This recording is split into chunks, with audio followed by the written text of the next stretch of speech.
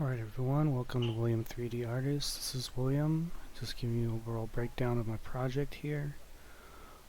Showing you guys how to create an environment in 3D Studio Max, as well as create an entire scene in VR in your own video game engine that you can play around in. Right now I'm using Disneyland, for example. I got this fast forward in real time. Show you guys how I'm going to go about blocking it out, setting up the units, set up my pen pressure to be accurate with 3D software. I'm going to do is show you guys how I'm going about doing it, is creating a process such as taking quick snapshots of the actual park. And during this, I'm getting just mainly focusing on primarily the main street area. I'll show you guys how I'm going about doing it. I'm just pressing print screen and then saving it in a different software called Gimp. I'll go ahead and load that up, show you guys that's where you download it. I'll leave that in the descriptions, but it's also a image manipulation software. I'm just creating a new scene in Gimp right here, and then I'm going to create in the size, the dimensions of the actual monitor.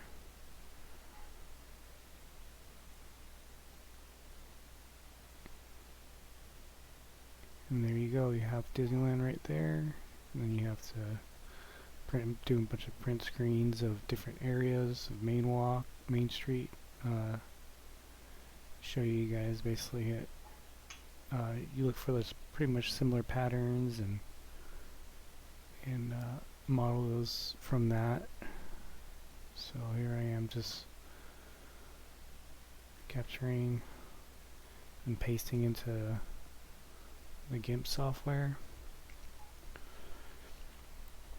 and then once that's all set, you guys are allowed to just save these as JPEGs, and then once you save them as JPEGs, you can go ahead and bring it into your 3D software and start modeling from these JPEGs. Setting up new layers, closing out, just showing you where Gimp was again, if you guys need to download that. Take real-time footage. You can actually go on Google Maps and just kind of look around, and you can actually get your reference from that, like such as that trash can there, and you can actually model that from Google's maps, and a lot of things you can do. You can find the repetition in these maps and model from it. So you use the virtual guy that you use to drag on there. Let's see with Google. Now I'm just saving my scene. Always important to save your scene. Always have one or two versions of the scene when I'm creating, because one file could be corrupt, so it's going to back up with the second file. I'm just naming my maps, saving them out, exporting them. In Gimp you have to export, so there you go. I set up my grid to be under meters right there, and then I also set the units of the grid to be 0.25 across, basically a quarter of a meter, which is about 1 point something feet. It's about almost like 2 feet. Okay, so show you guys, I'm basically creating a 6-foot character, because in the video game engine everything's recognized as meters, and even the 6-foot character would everything's based off of that. So all your models and the size and dimensions based off of like a 1.82 feet, I believe. 1.2 meters, I mean. So that's where I'm checking it. Yeah, 1.82. It's about 3 feet across. And I'm also adjusting the pivot point here using the transfer toolbox you can find in the tools section of 3ds Max. Just kind of lining the pinpoint, the pivot point, and then also creating a grid 1920 by 1080. So I'm using 1.920 and then 1.080 for the dimensions here.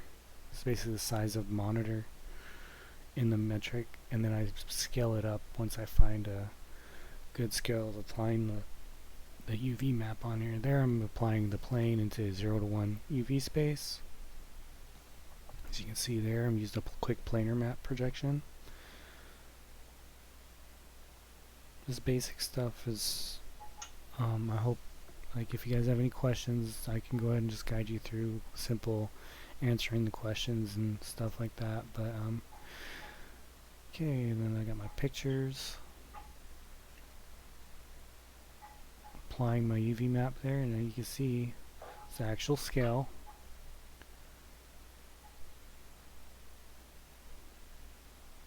We got the texture on there, and then we're going to duplicate that texture. We're going to scale it up first to get like a good size of the little people on the map. And align that character. Always name your objects you make to.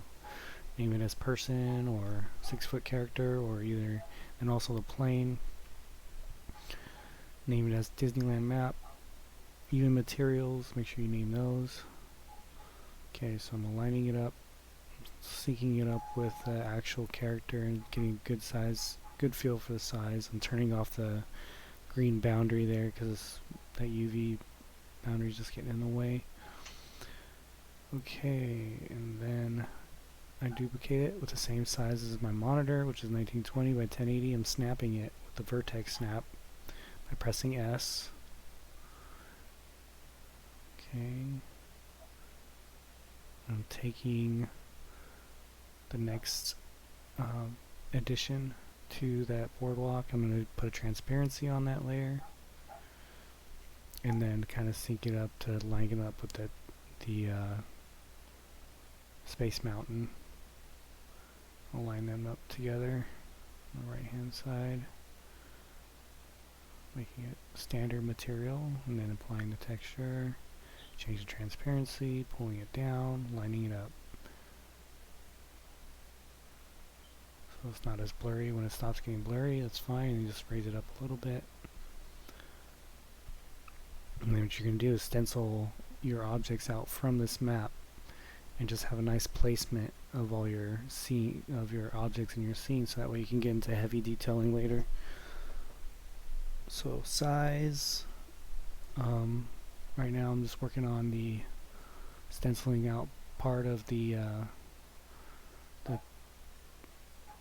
ticket counters, not ticket counters, but the entry, ticket entry, and then just making sure that I can just duplicate one over the other. If I wanted to use symmetry, it actually does symmetry across. That's how evenly spaced everything is in Disneyland and how symmetrical it is. Everything lines up with Mickey in the center of his nose all the way up Main Street. It's just perfectly symmetrical. And then I'm rotating this object here and then setting up to make sure that it does duplicate. I'm using a top view by pressing T. I'm going to translate it over to the other side using the symmetry modifier.